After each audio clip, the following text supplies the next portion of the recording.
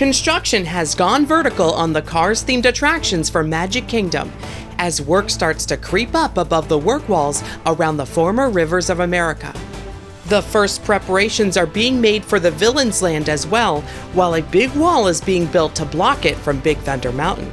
Let's dig into all of the work happening around this massive expansion, as well as what permits can tell us about capacity and opening dates in today's news update.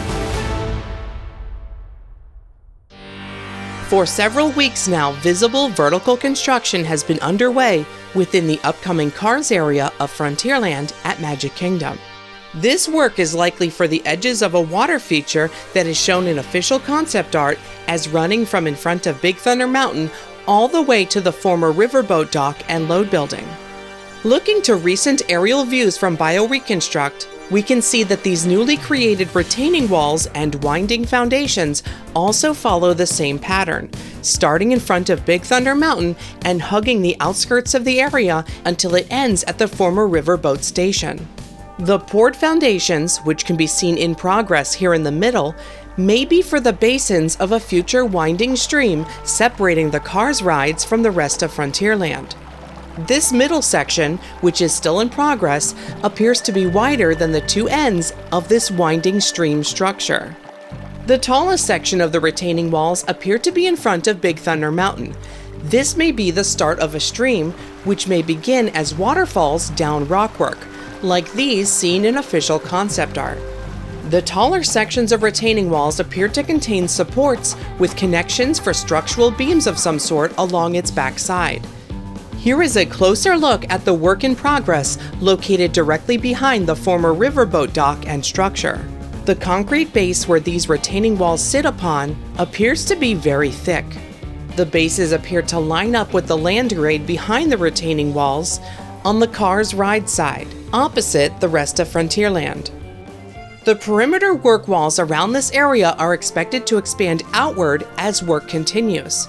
A section of trees and plants on the opposite side of the boardwalk pathway in Frontierland has already been surrounded with work walls, in addition to the walls already around the Cars construction. The land under these trees looks to be receiving work to clear out the area ahead of the main work site expanding out. Blog Mickey is reporting that 3 kiosks within Frontierland will be closed as part of the Cars Work Zone expansion.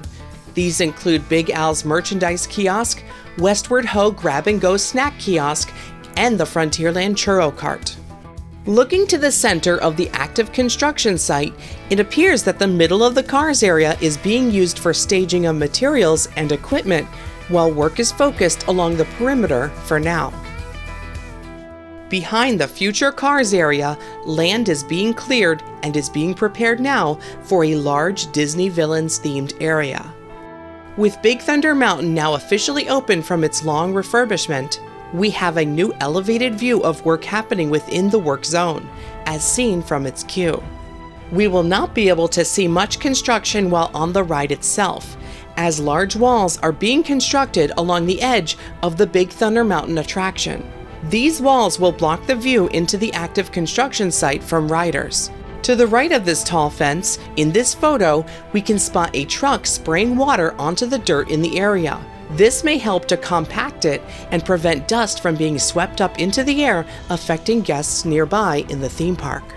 Drainage-related work is happening in the Villains Land first, with plenty of pipes being staged in multiple spots around the area. The pipes seen here may be for potable water in blue and non-potable or recycled water in purple. Work can already be seen happening beneath ground level here at the northwest furthest corner of the land. The former waterway that used to connect the water of Rivers of America to a service canal has been filled in this area. In this photo, we can see where the waterway suddenly stops now, with the active construction site seen on the left. On the opposite farthest side of the area, on the northeastern end, we can spot multiple large trees that have been transplanted here behind Fantasyland. These trees were removed from Tom Sawyer Island prior to demolition. They are likely being saved here temporarily before being planted once again when they're needed. The Haunted Mansion has been wrapped up like a mummy, completely covered in multiple types of scrims from head to toe as exterior work continues. There has not been any activity in the small cleared section of land behind the mansion, which many believe could be for an extension of the attraction's queue, and possibly new restrooms for the park. A patent application was filed by Disney in March for a free-range ride vehicle concept that could be for the Cars off-road rally race ride. The application was first filed in 2024, but only now was published publicly. It was written by the same two authors who created the last patent that we discussed, which also could have been developed for the Cars attractions, the articulated arm patent. This new free-range patent includes a ride track with uneven terrain, but allows vehicles to move along multiple paths, which can be random, chosen by the ride, or even chosen by riders within the vehicle.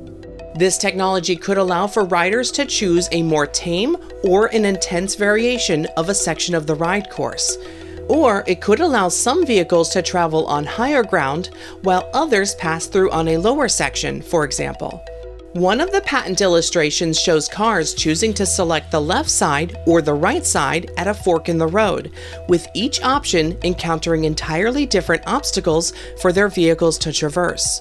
One function of the technology could be to allow for additional ride capacity when slower sections of the ride are included, such as going over bumpy materials. By splitting the course into two paths at the same time, the ride is able to maintain the same continuous throughput through slower paced sections as it does for the faster open road sections.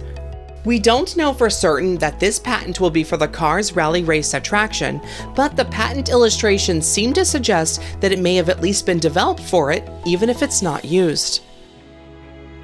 As we have seen, potable water pipes are on site and ready for installation to serve the new Cars and Villains themed areas.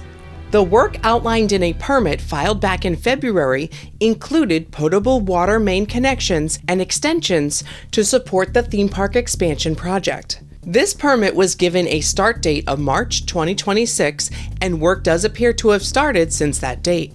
The permit lists an end date as well, December 2027.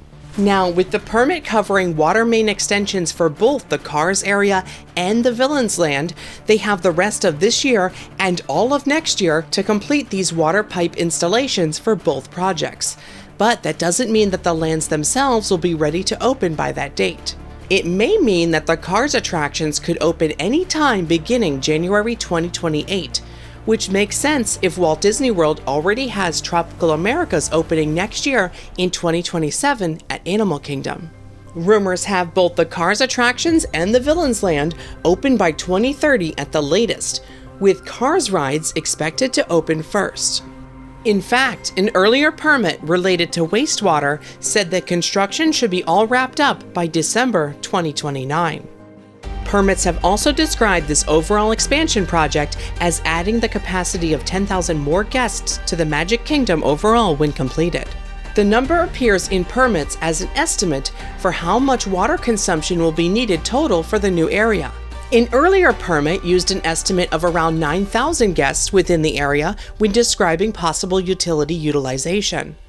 If these estimates are true, that could mean that Disney may be able to sell up to 10,000 more tickets a day for the most visited theme park in the world, making this massive expansion project very important for the park.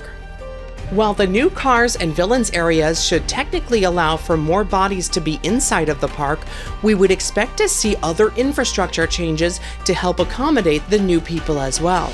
This could include new restrooms, like the ones rumored to be built behind the Haunted Mansion, and additional transportation capacity, like the fourth ferry boat officially announced to be added to the Transportation and Ticket Center next year. But also, these massive expansion projects are not the only things happening around the Magic Kingdom. Cinderella Castle's new color scheme is nearly completed, as crews worked quickly to remove the 50th anniversary pink. Big Thunder Mountain reopened this week with its track replaced, a lower height requirement in place, and new thematic moments at multiple points of the ride. In Tomorrowland, a massive refresh happened at Buzz Lightyear's Space Ranger Spin, bringing huge improvements to the ride's blasters, targeting system, a new first scene, and improved screen tunnel. And while the company still hasn't revealed any further details or a closing date, Carousel of Progress has been announced to be getting a makeover of its own.